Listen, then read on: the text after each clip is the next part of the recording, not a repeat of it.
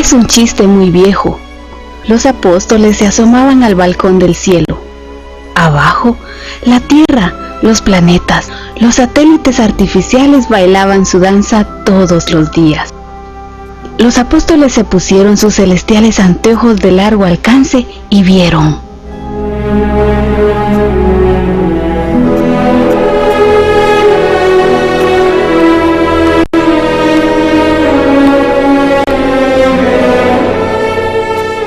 ¿Te das cuenta, Juan? ¿Cómo han progresado? Mira, Pedro, esto es lo que empezamos nosotros solamente con un borriquillo. Solamente con un borriquillo, Juan. Y no era nuestro.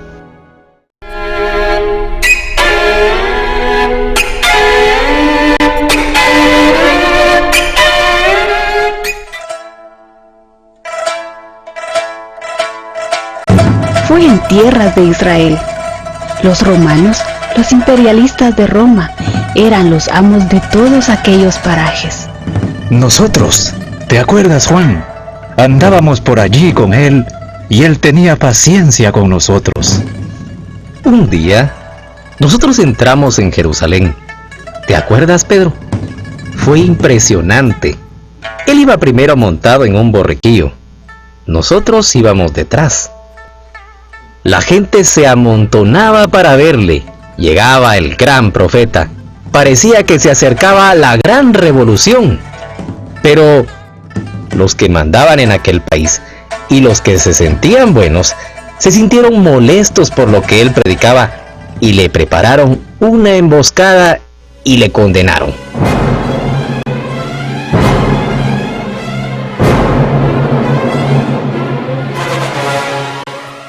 Nosotros nos habíamos escondido como conejos en la madriguera y pensamos que todo había acabado para nosotros. Pero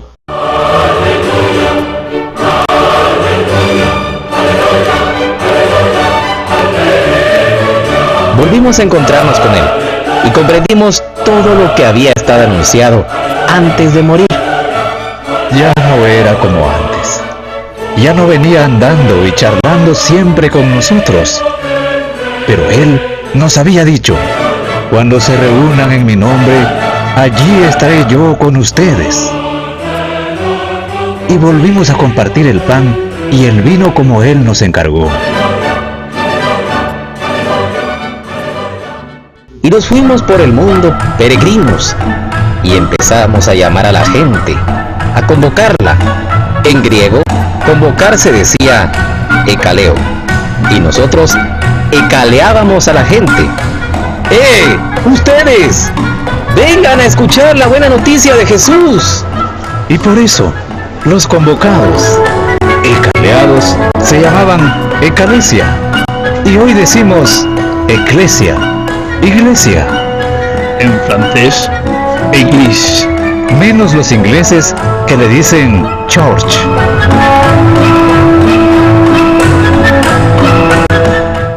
Era una vida apasionante. Nos llamábamos iglesia, pero no teníamos ni catedral, ni templo, ni una mala capilla para reunirnos. Nos juntábamos por las casas y cuando la policía nos buscaba, nos reuníamos en cuevas o en catacumbas. Ah, eran buenos tiempos. Todos nos sentíamos iguales. Griegos, judíos, esclavos, libres. Poníamos todo en común, hasta nuestro dinero y nuestra casa. Y nuestro borrico. Todo en común. Hoy nos hubieran llamado socialistas o comunistas.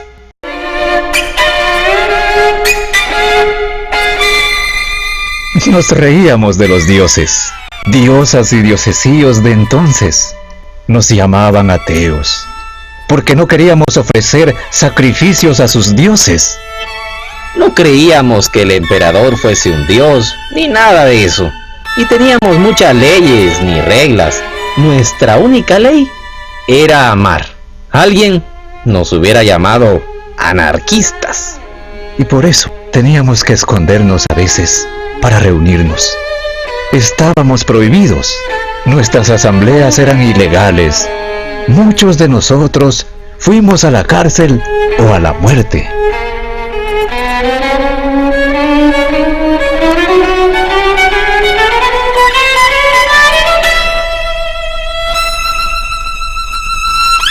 Qué tiempos aquellos, ¿eh? Cuando solo teníamos un borriquillo y ese era de todos. Pero hoy los tiempos han cambiado. ¿Para bien o para mal? Ah, quién sabe. Los emperadores, los príncipes y los poderosos pensaron: a estos de la iglesia es mejor tenerlos por amigos que por enemigos. Y nos llamaron. ¡Hey! Pueden salir con su borrico de las catacumbas. Ya no les haremos nada. Pero vaya si nos hicieron. Nos cambiaron nuestros escondrijos por basílicas y catedrales. Nos cambiaron los presidentes de nuestras asambleas, nuestros pastores y obispos, los que vivían, sufrían y morían a nuestro lado. Cambiaron a los que siguieron a los apóstoles, nuestros sucesores, por señores vestidos con grandes hábitos, viviendo lejos de nosotros. Amontonamos leyes y olvidamos la ley del amor. Y la humilde iglesia del principio apareció como una organización dominante.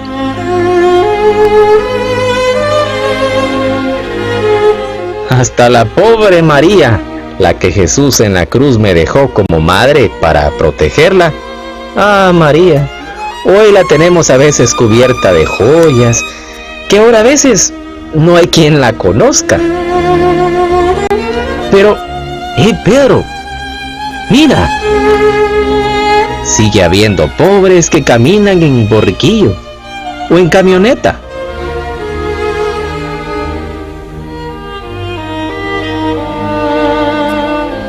Veo que a pesar de lo que ha sucedido en 20 siglos, sigue habiendo convocados. Sí, la iglesia de Jesús se sigue haciendo.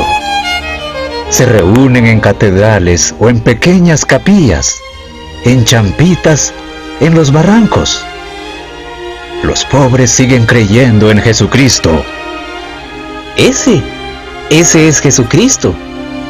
Para ellos, sí. Les hacen unas imágenes un poco raras. Y a veces parece que es un ídolo que se compra y se vende. Hay devociones un poco extrañas. Todo eso puede que algún día caiga. Pero hay muchos que hoy mantienen su fe y siguen creyendo en Jesús. Mira. Y ya no son solo los sacerdotes los que hablan en la iglesia.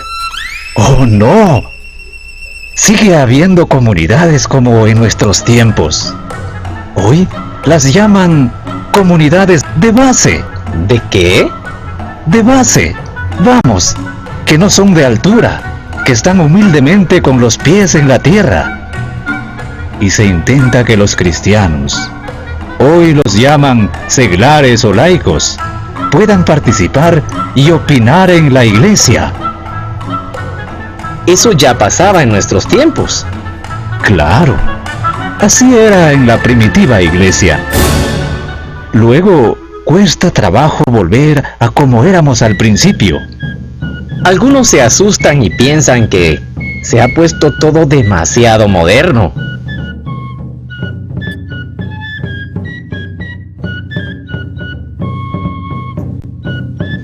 Pero eso les pasa porque no conocen bien lo que es la iglesia y cuál fue el encargo de Jesús. Y no entienden lo que pasó en el concilio. ¿Qué concilio, Pedro?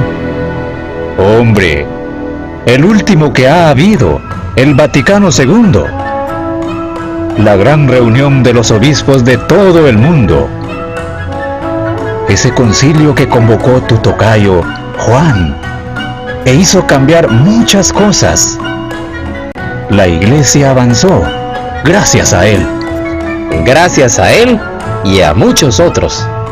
Sí, gracias a muchos otros, que en toda la historia de la iglesia no quisieron el lujoso carro, ni la limusina, y se pusieron de parte de los despojados que andaban en borriquillo.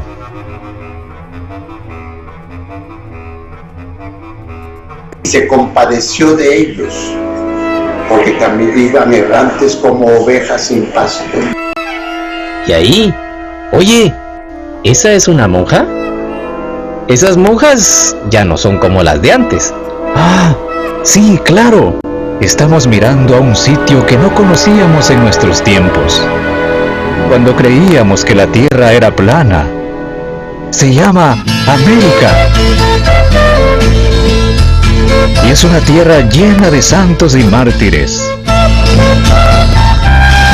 Y he tenido advertencias de que me cuide porque se ha sabido de alguna amenaza. A mí directamente no me la han hecho, pero la observación pues sí me consta que viene de buena fuente. Y el temor pues siempre existe, pero yo pienso que el riesgo lo lleva todo aquel que tiene que decir la verdad en un ambiente donde prevalecen injusticias, mentiras, todo lo que sea pecado, pues, y que uno como pastor de la iglesia tiene que denunciar según el mandato del evangelio, tiene que estar dispuesto a correr el riesgo. Por eso sí no dudo de que hay un peligro, pero confío mucho también en la protección de Dios y que por este temor no debo dejar de cumplir mi deber y de decir siempre la verdad. Oscar Romero, es muy peligroso montar en un borriquillo y entrar en la ciudad diciendo verdades. ¿Sabes? Esto es como si los cristianos, con sus obispos, estuvieran siempre volviendo a empezar la iglesia de los primeros tiempos.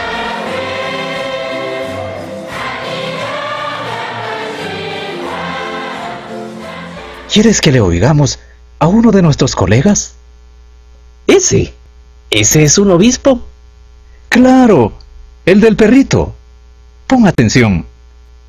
Vamos a escuchar a nuestro colega que está hablando de cómo se hace hoy la iglesia. Bueno, yo creo que habría que las pequeñas comunidades sentirse animadoras y responsables de la comunidad parroquial, pero en unas y en otras presentar un evangelio, una iglesia y unos sacramentos que no solamente no alienen, sino que conciencien, que despierten, que hagan ver que el evangelio es una lucha a favor del hombre, aunque también sea una lucha mirada desde Dios. La vida cristiana es única, por supuesto, pero hemos de cultivar sus dos dimensiones, de contemplación y de lucha.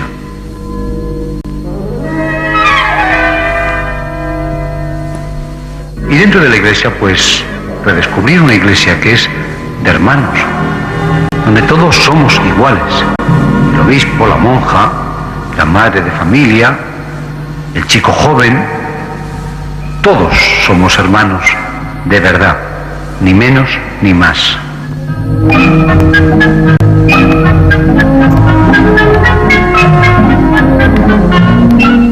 Tenemos que peregrinar a los pobres y desde los pobres y los oprimidos tratar de anunciar a todo el mundo el evangelio. A mí esto me parece fundamental en la actuación habitual de la iglesia. Amor a todos, por supuesto, salvación a todos, pero desde los pobres y desde los oprimidos, como Cristo y como los profetas.